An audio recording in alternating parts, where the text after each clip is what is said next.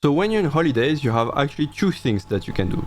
The first, that's what most people do, is to go outside or to rest, to spend time with family, travel, this kind of thing.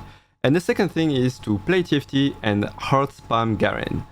And that's pretty much what I did, as you can guess. In fact, I earned 300 LP with this comp, uniquely this comp. Of course, I played also all the comps, but I earned so much LP with this comp, and I think many people are making the mistakes, or some of the mistakes with this comp that prevent them from actually winning. And that's why probably I'm never contested on this comp. In Grandmaster lobby, I almost never see anyone playing this comp, and I have insane success with it. I'm going to show you.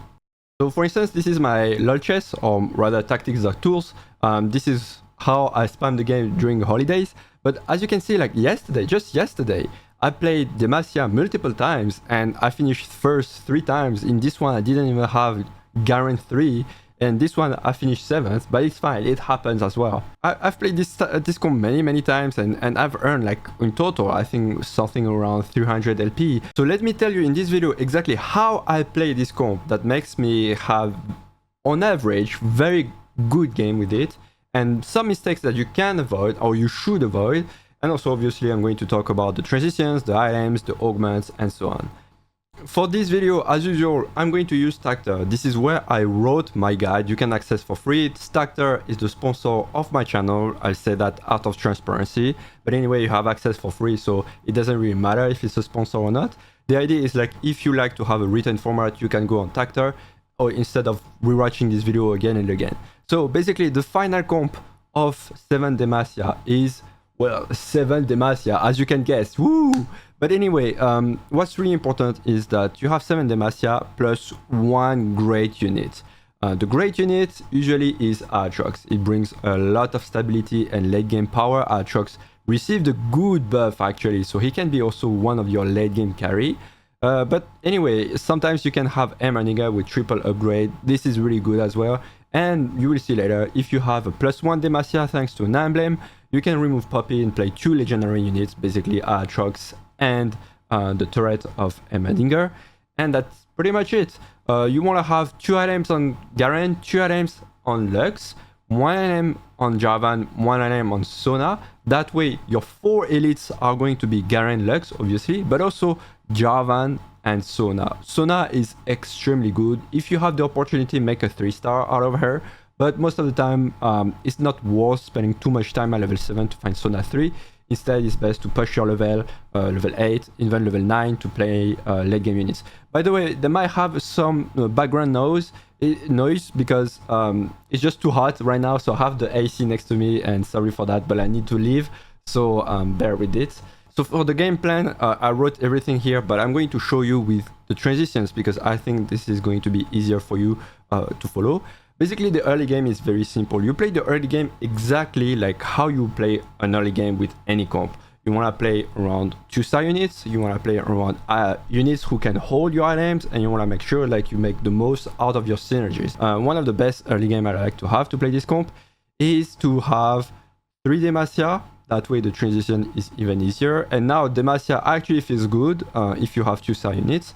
And then after I like to put units who can hold items for Garen and Lux. So basically, my favorite unit is Samira because she can hold both for Garen and Lux. Z-Kled are okay, they are not that great, but if you put Garen's unit, they are going to be okay and you can still play the early game properly and stuff like this. So you just play your early game normally, you don't need to overfort, you don't need to be a full win streak, you just need to play properly. If you have a bad early game, you can open fort of course. Every strategy works. That's one of the things I like about this comp. Then obviously you have to pick pumping up. I will show you some other augments a bit later about which augments you want to have instead of pumping up, but most of the time you'll take pumping up. You will have a weak early game because your augment scales and isn't that strong in the early game. Then for the mid game, this is where I think most people make mistakes. When you're level 7, you have to have 7 Demacia. You will see on the screen, on the left of your screen, you will see 7 Demacia and everything else is gray. And this is good. This is what you should have.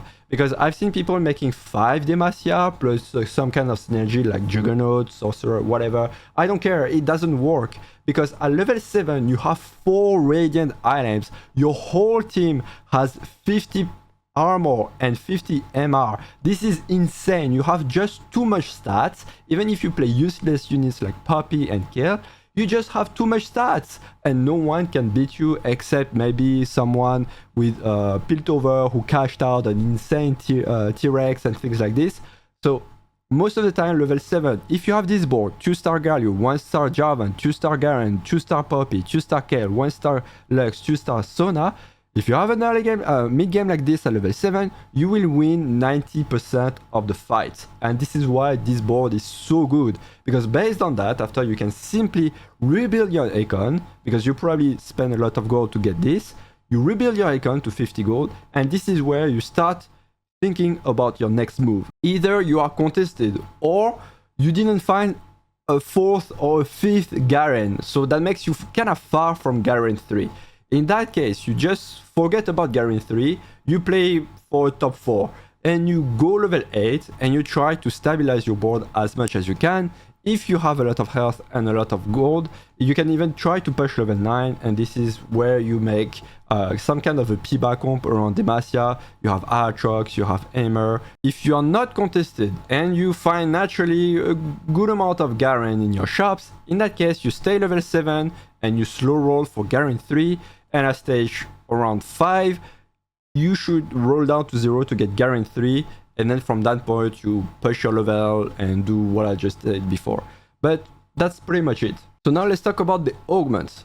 Obviously I said pumping up and gotta go fast. These are the 2 augments from Master Yi that you will pick most of the time. But of course there are situations where you have something better and you have to pick what's best, right?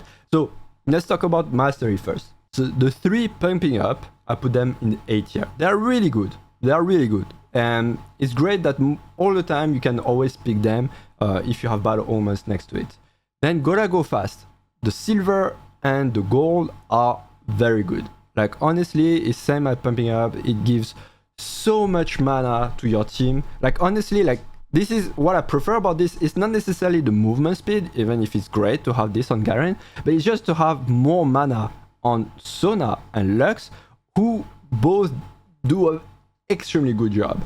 The only problem I have is the prismatic. Honestly, the upgrade from gold to prismatic is almost nothing. I think they kind of missed it, and that's why the prismatic isn't that good. And actually most of my bottoms with Demacia is when I had gotta go fast prismatic, because it isn't as good as many other prismatic. Then of course, if you see anything that in S tier, you kinda wanna pick them over Master Yi augments. I'm thinking about Cybernetic bulk, because honestly you have so much stats.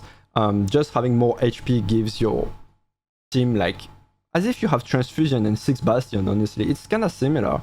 You have so much defensive stats, so anything that gives more HP or heal with healing orbs, it's just so valuable. And Transfusion, of course, they are just so valuable. Then of course, Demacia emblem, it's extremely powerful because it allows you to be a level 7 with 7 Demacia and remove that useless Poppy. So obviously this is so good. And obviously Petricide Shackles makes your whole team deal more damage. Like obviously it's just maybe the best augment you could ever have. On the lower side with A tier, I think like Army Building, Cybernetic Leech, Tiny Power. Tiny Power from Vega is very good, but obviously since you play Master Yi, you won't have it most of the time.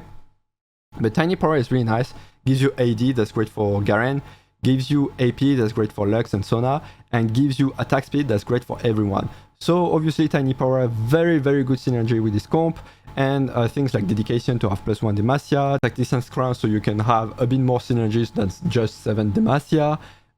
These kind of things are very valuable. And finally B tier, these are nice to get, but definitely not the best. One thing I want to say is that there are a couple of baits. Battle Ready isn't that great from Master Yi. Most of the time you will skip. Obviously if you have only bad choices you will still pick them, it's better than nothing. But it's not that great. Adrenaline Rush is the thing that makes your Juggernaut deal more damage. I don't really like it. I think it's a bait because most of the time it just buffs Garen, so just one unit on your team. and an Ungmon that gives a little buff on only one unit on the team, I don't think that's that great. If you have Garen early with this, then yes, but most of the time you won't have the good situation to play it, so that's why I put in C. And social distancing, obviously, since your team needs to be packed so they can all get defensive buff, social distancing isn't the best omen you can pick. Even though it's nice to have those offensive stats, it's really not what you want. Now we can talk about the items for Garen and Lux, because these are the two units you will mostly focus on. Obviously, you have a couple of BIS, best in slot, but what I want to say with this comp is like the best in slot don't matter that much. The fact that these units will, no matter what, get a good radiant item for them, it doesn't really matter if next to this item you don't have the best items possible. So obviously you still have S tier, A tier, and so on. Bloodthirster and Death Defiance are obviously the best for Garen. I would even say if you could only have one item on Garen, I would say it has to be BT, or it has to be something that makes him heal. So Bloodthirster, Death Defiance. On the lower side you have Hextech Gunblade, and on the lower side again you have Hand of Justice, which isn't great anyway, but if you have nothing else, put Hand of Justice please. Then after, on the A tier, you have a couple of good items. Most people build Titan's Resolve, which is an excellent item. It just like, honestly, it doesn't really matter as long as you have one of these items at the second item. Quicksilver is really nice, Guardbreaker great, Giant Slayer because most of the time he's been on the front line, and so on. And Ginzu is overrated. If you look at the stats of Garen and Ginzu, you will see that Ginzu is very low compared to all these items. It just like, it doesn't matter. You have pumping up, you have this good amount of attack speed thanks to pumping up, so most of the time Ginzu, it's bad. Now let's have a look at Lux. So here Lux is a bit different from the Lux you know from either strategist or sorcerer, because here you play with Demacia. With Demacia, she doesn't have innately a lot of AP, except of course if you have Radiant, Rabadon thanks to Demacia, but you don't control that. So that's why I like to have blue buff and flat AP. But there are a couple of other things I really like to have. Spear of Shojin, obviously to have more mana. Hextech Gunblade, because you can more or less bet that she will get a good amount of AP no matter what thanks to her Radiant emblem. So having sustain thanks to that makes your team last longer. It's really valuable. Guardbreaker, I like it as well. Guardbreaker, honestly, in my opinion, is one of the best item you can have in any comp right now, because there are just too many shields in this meta, so you cannot constantly have a plus 25% damage increase. That's why I really like it. And Archangel, kind of similar to Rabadon. There's another thing I want to say about Lux, is it's less critical if you don't have mana generation on her, because you have Gotta Go Fast. Gotta Go Fast, it gives more mana to your whole team, so your whole team gets more mana from any sources. And this is why actually it's fine if you don't have one of these two, because most of the time you will have the Radiant version from Demacia, and even if you don't have the Radiant version from Demacia, you still have a fair amount of mana thanks to Gotta Go Fast. And that's pretty much it for the guide, but I still have one thing I want to say. Since I'm back from holidays today, I already made the newsletter for this week, and this newsletter I put 5 comps that you should try to play if you want to climb fast, because these are the 5 best comps from this meta. And obviously I put Garen inside because this is just broken. To give you an example, this is exactly what I send to everyone who subscribed to the newsletter. It's completely free, of course, and you have access to the 5 best comps like this: Aphelios, Kalista, Karma. Kalista is actually underrated, but really strong, so don't sleep on her. And strategist Lux. Obviously, every week I send it. You just have to subscribe with the link in the description, and see you at the top of the ladder. Happy climbing!